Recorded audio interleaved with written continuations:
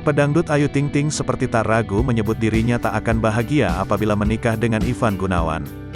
Kepada Deddy Corbuzier, Ayu Ting Ting menceritakan rencana pernikahannya dengan sang desainer dalam kanal YouTube Deddy Corbuzier. Dianya, "Ivan, bahagia, jika mereka menikah, guanya enggak. Guanya serius, dianya bercanda," kata Ayu dengan bergurau, dikutip Tribun News dari kanal YouTube Deddy Corbuzier, Jumat, tanggal 28 Mei tahun 2021. Ayu Ting Ting dan Ivan Gunawan memang kerap dijodoh-jodohkan. Keduanya berkali-kali dikabarkan memiliki hubungan khusus hingga akan menikah. Setelah gagal menikah pada Februari lalu, Ayu kini lebih memilih fokus pada keluarga dan karirnya.